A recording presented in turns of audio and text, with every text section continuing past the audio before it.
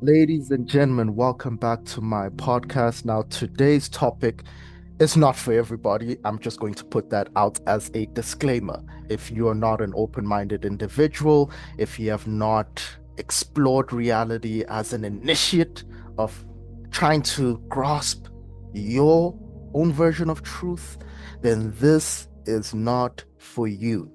Perhaps you should listen to my other podcast. This podcast is going to tug at you in a different kind of way that you've never experienced.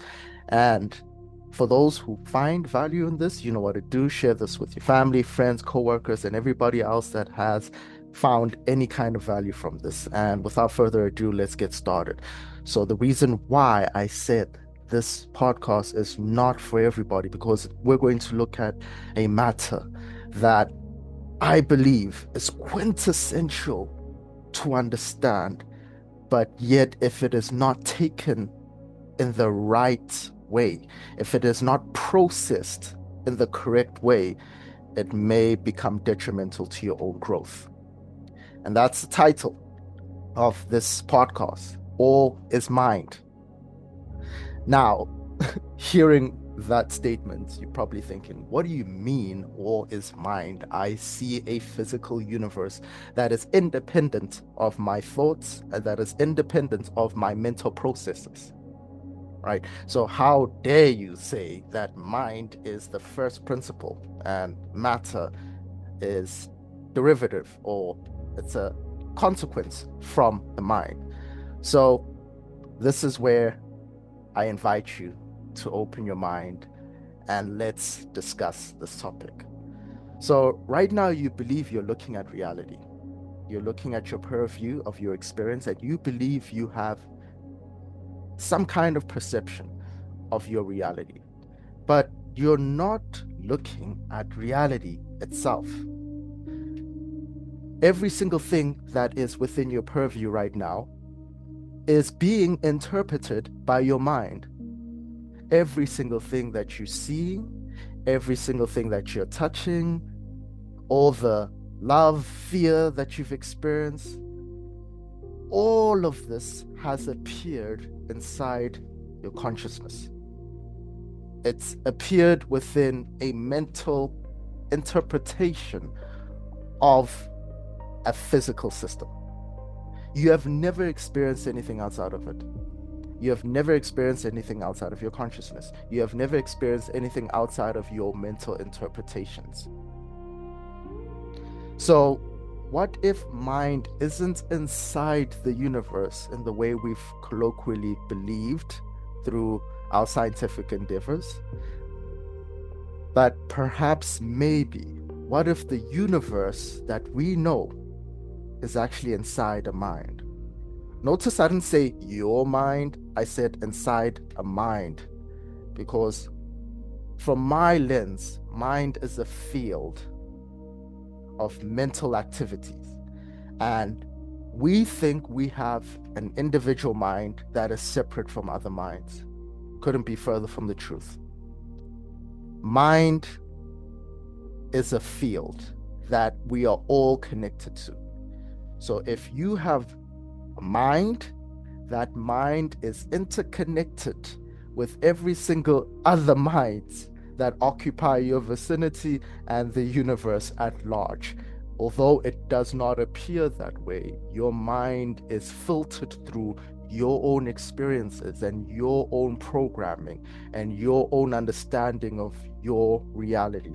But nonetheless, the mechanics that drive and power your mind is the same operation that governs and operates every other mind. So if you've read the book The Kabbalion, then you know very well that this is actually the first principle from the Hermetic view, that all is mind. The universe is actually mental. So many people approach life as if the physical world in of itself is real, independent of mind.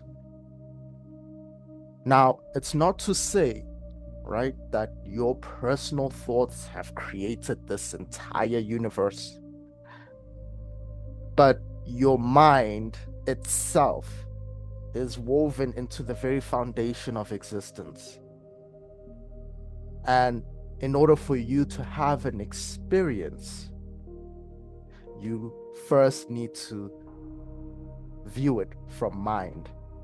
Experience requires mind. Without mind, there is no experience.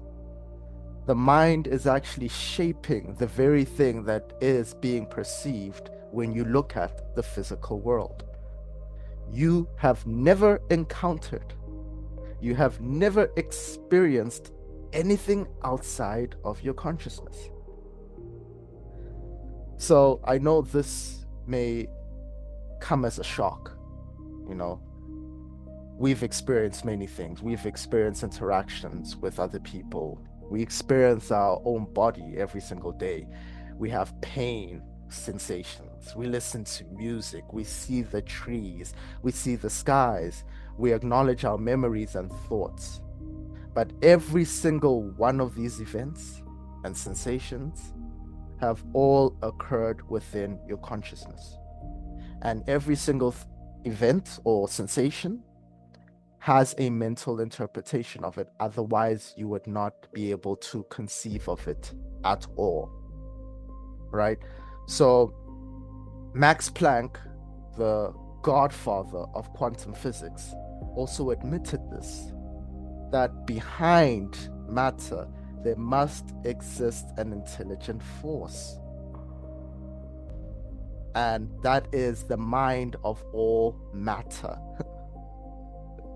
The matrix, the physical matrix, the physical world that we experience is being rendered through mind.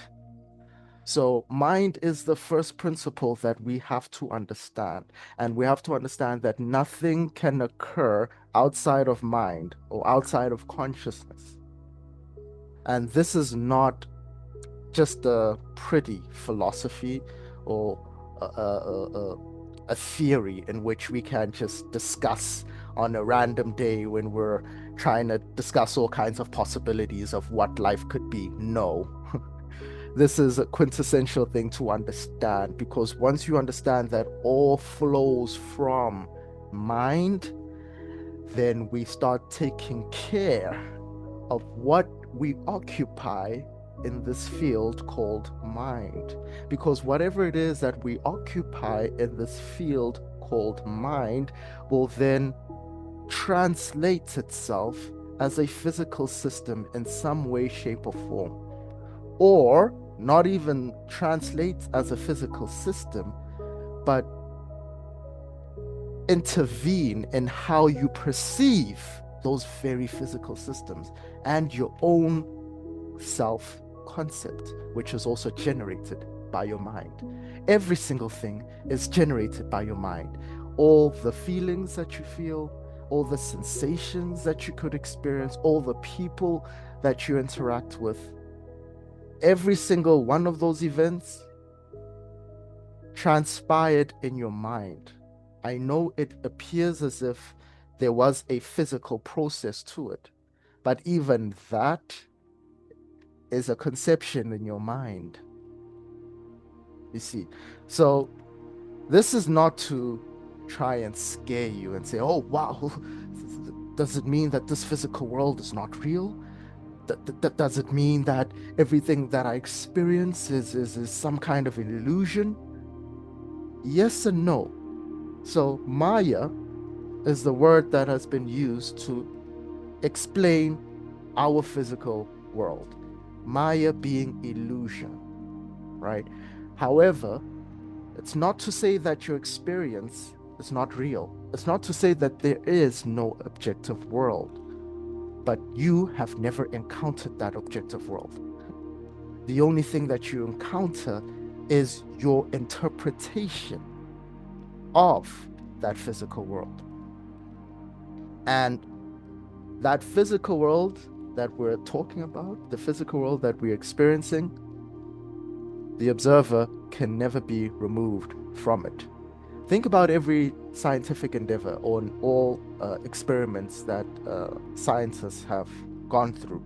all the measurements, all the telescopes, microscopes, the mathematics involved, all the technology involved.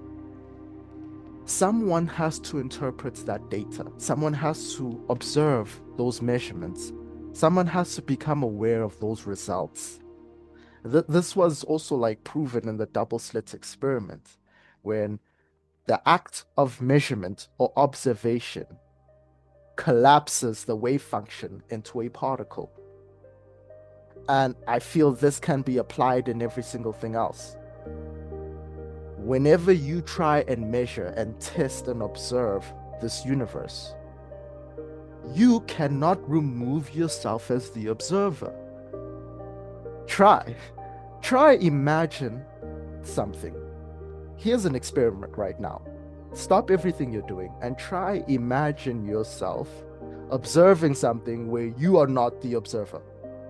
Remove yourself as the observer and try and create an experience out of that. Try as you may, you will fail.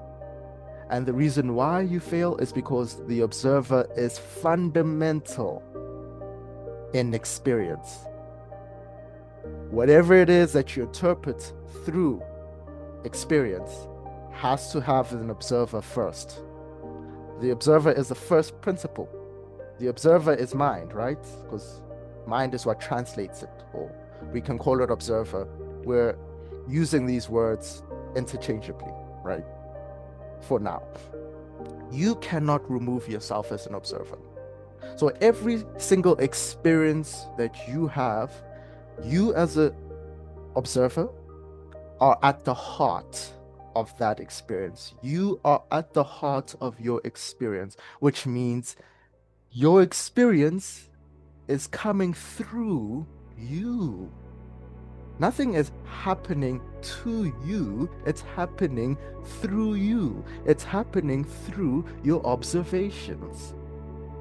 It's happening through your mental interpretations.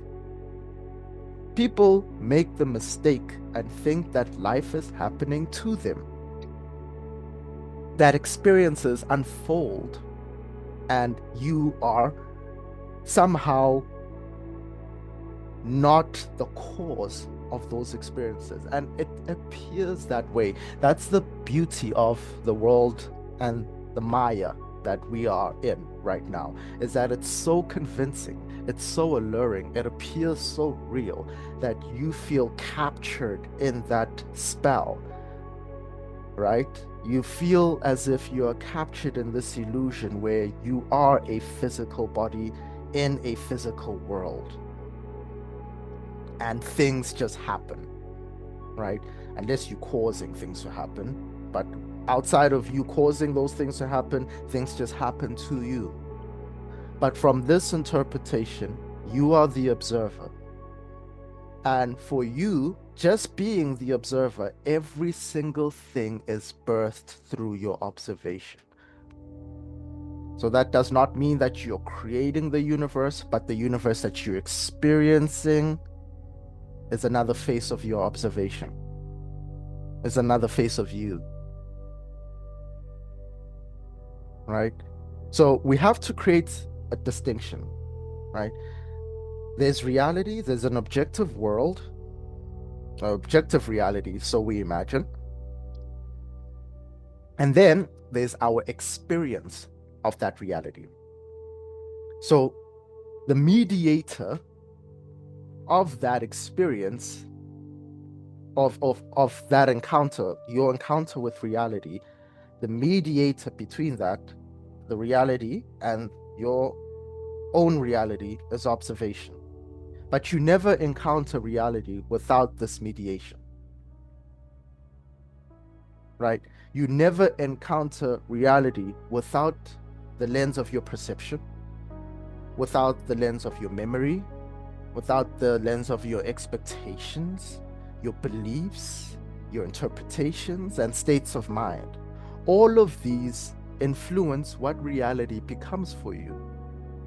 You know, there's just been so many cases where we have a collective experience, right? And many people interpret these things, these events, differently. You can have someone going to the gym and exercising and trying to develop their body, right? And become more muscular or lose weight. And you have the very same person with the same kind of goal, right? One person would look at their body and not see changes, not see any kind of development, and they would say, you know what, none of this is working. My body hasn't changed. I'm coming here to the gym for nothing. I would much rather be at home and relax. So now their interaction with the gym, right, is born through perception. They're interpreting their experience of the gym from that lens. The gym being a shared reality, an objective reality. And then you get the person, second person. They're experiencing the exact same thing. There's no progress, there's no development in their body. However, now they're interacting with that differently. They have a different perception of it, they have a different interpretation of that event. For them, it's exciting that they get to watch their body transform. That even if there are no apparent results at this moment in time, the very journey of going to the gym and pushing yourself through the limits that you have bounded yourself by, right, is exhilarating. And for them, it's exciting, even when they have not yet seen any kind of results. This is the same reality, same objective reality, but your experience of it is different. And thus that alters the whole experience. So the world may exist independently, but the world you actually experience is filtered through your consciousness. It's filtered through your perceptions. It's filtered through your interpretations, right? So this is very important to understand, because here's a little secret, right? And I don't usually speak of this secret, but it's not something that I would classify as a secret unto itself, because it's very basic. However, many people don't use this ability, and it's your secret superpower that you don't even know about. And I'm going to tell you right now. Very simple. So, any kind of activity that you could get involved in, right?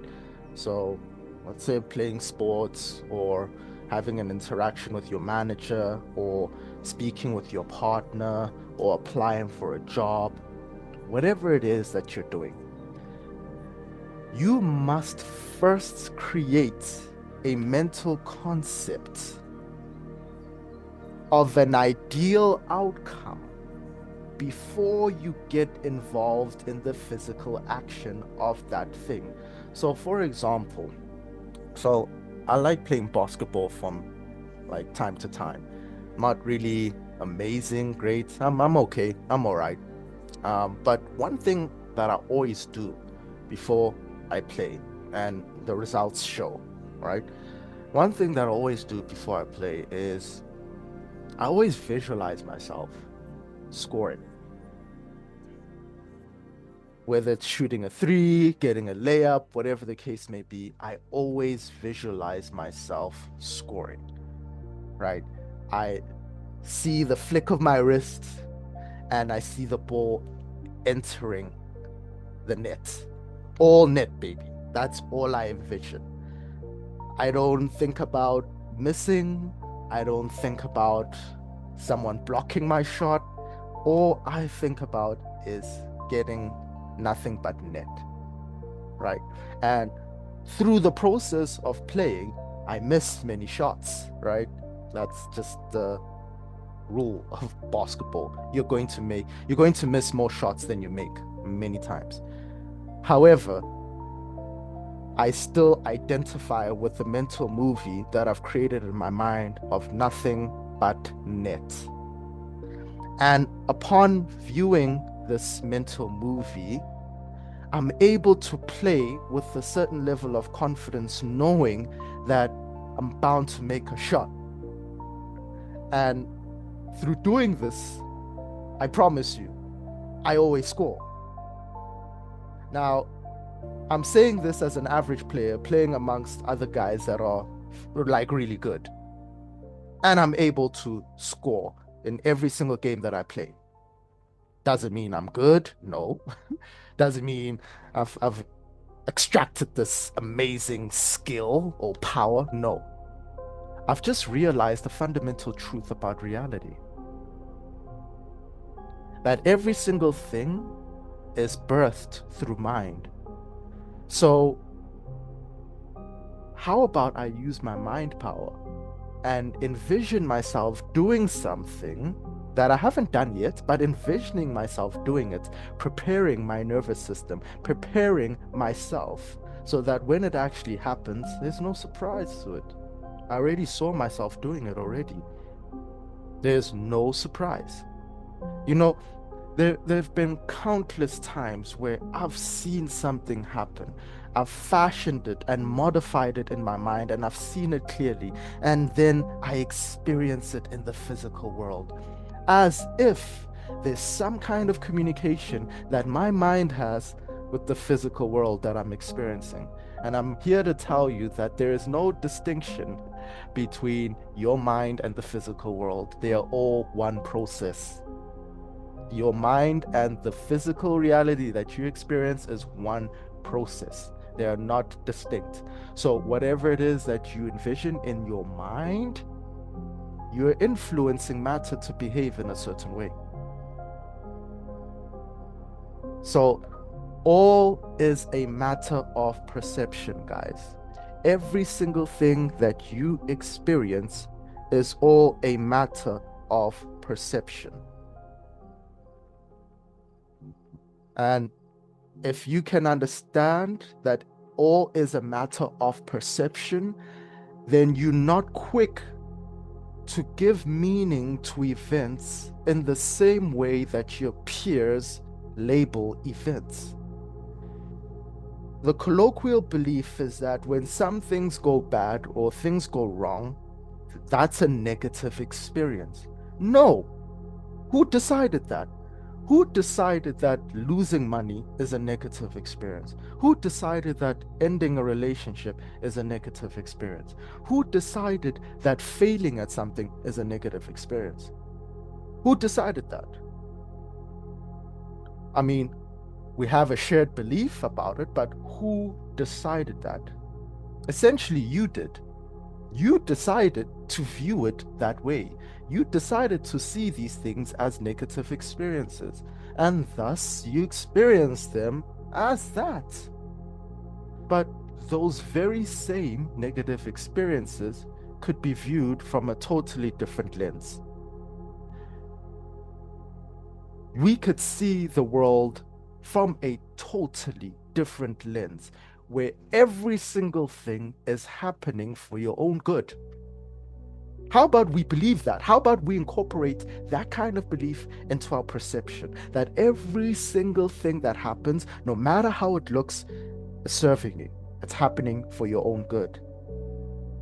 But in many cases, we don't find it easy to believe that because our mind is quick to add doubts. It's quick to add a skeptic view because it takes the patterns of your past and it says, look, this was bad.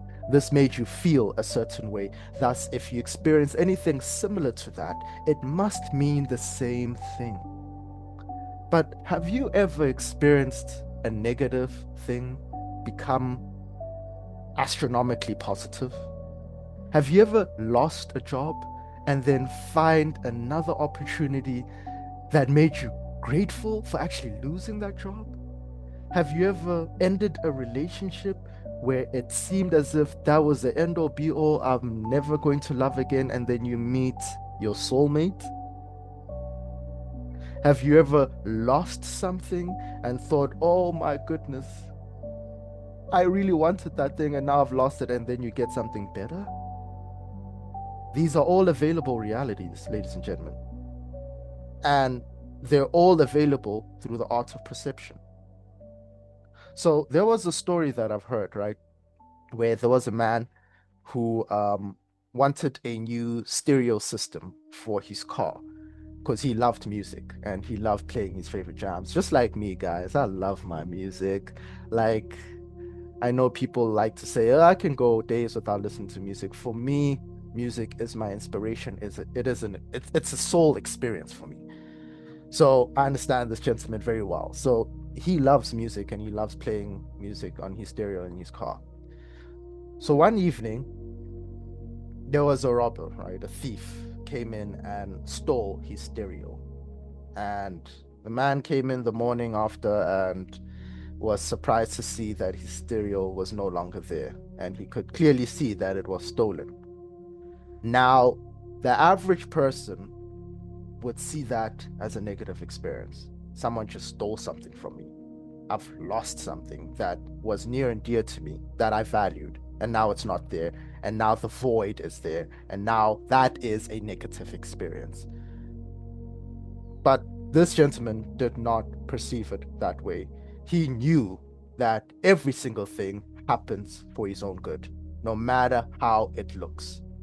So he maintained that mental frame, and the insurance company then decided to, pay out the man. And in paying him out, the money that he received actually gave him the opportunity to get a stereo, and not just any stereo system, one that was much better than the one he had previously. You see, so that kind of reality is available, but it's invisible to you when your perception is not aligned with it. You see, reality has many layers, ladies and gentlemen. And many of these layers are invisible to us because we are existing in a certain bandwidth of perception. And when we exist in a certain bandwidth of perception, many realities are invisible to us. So why is it that many of us do not incorporate positive perceptions or beneficial perceptions, right? Or a higher perception that puts us in a frame of mind that aligns with the higher outcome? Because your perception will translate as an outcome or your interpretation of an outcome. But many times we do not use the superpower that we all have. I want you to try this experiment today, not tomorrow, today. Before you do something, I want you to envision the best possible outcome for that thing. Say, for example, you're at work and you're dealing with a client. Before you deal with that client, I want you to envision having the best interaction with that client and mentally involve yourself in it. Bring your emotions to it, to the point where that becomes a mental movie that you can play over and over again. And watch how your interaction with your clients changes. So many times we don't even know the inherent perception that we carry through circumstances, and then we wonder why circumstances unfold in such a way that is not desired, because you have not created a mental conception of an ideal way in which that circumstance can unfold. You brought about a negative perception, and that resulted in that circumstance unfolding in a negative way. And even if it doesn't unfold in a negative way, believe me, your mind will find something negative about it, even if it somehow, some way serves you. Because the foundation of your experience is your perception. And your perception is what then creates the meaning that you believe events have. And all events are meaningless. Every single thing that you can experience in this world is meaningless, ladies and gentlemen. I know it appears as if, oh no, what do you mean things are meaningless? You are ascribing meaning to every single thing that happens in your life. Nothing has built-in meaning. So when someone doesn't call you back, that's just an event. But your mind will be very quick to add in to that void, and say, no, they're losing interest. They don't respect me, or I did something wrong, or whatever the case may be. These are meanings that you're assigning to something that is neutral. You start an endeavor, you start a business, and the business doesn't seem to be going well. You're not getting clients. That's meaningless. There's no meaning inherent in there. It's not inherently positive, it's not inherently negative, it's just an event. But then the brain will come in and then say, oh, this is not good. I need clients. I got to pay my mortgage. I got to pay my rent. See, we are assigning things, we're assigning meaning to events, and then we wonder why those events carry a certain frequency, an emotion. Okay, that's triggered within you. Those events have no built-in meaning. You missing your rent, that's meaningless. I know how that sounds. You getting a divorce, it's meaningless. I know how that sounds. You losing something or not making enough money, that's meaningless. It all depends on the meaning that you assign to it. If you choose a positive meaning, hey, I'm not making the kind of money that I'm making, that I know I'm supposed to be making. But you approach it with the perception that is aligned with higher principles and higher outcomes. Oh, I'm not earning the kind of money that I want, but this is an opportunity to discover myself and my passions and find ways to increase my money. I can now learn about the mechanics of money. I can now learn how to develop a positive relationship with money. All this money that I don't have, it's waiting for me. It's literally waiting for me. The little that I have is all the room needed for the amount that I know I deserve. Those are equal perceptions, equally available to you. And once you adopt those positive perceptions and higher principles and higher outcome thoughts, you'll start to see that no one was putting a gun to your head and telling you that you have to interpret this thing in this way, that you were deciding to interpret things in that way. And by doing that, you created an outcome that you didn't prefer. But now that you know this, now that you have the gnosis, now that you have the knowledge, now you can begin to interpret things in a way that's valuable. Interpret things in a way where you can easily create higher outcome for yourself. So you are the observer of your reality, ladies and gentlemen, and your reality takes its cue from you. Many people are taking their cue from reality. That's the wrong approach. You will always be in disarray. You will always be in chaos.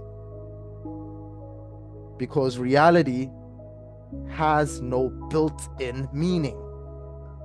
There is no grandiose purpose behind reality except the one that you give it. Reality is taking its cue from you. It's taking its cue from your perceptions. It's taking its cue from the meaning that you ascribe to events. It's taking its cue from your belief systems. So when you acknowledge this inherent power that you have to make reality subservient to you, then you'll start treating reality as a servant. You are not reality's servant. Reality is a servant to you, which means you tell reality what it's supposed to mean. You don't wait for reality to tell you what it means. You tell reality what it means to you. Watch how everything changes. Just think about your dream world, right? When we all go to sleep, we are literally manifesting and creating other worlds. We are experiencing worlds that are different from our waking life. And objects are always appearing outside of our dream body. The world feels external, it feels real. And then when you wake up, you realize that all of that was birthed by your mind. So that very mind that was experiencing the dream, right? That dream was a source from that mind. And then as you awaken in the waking life, in the waking state,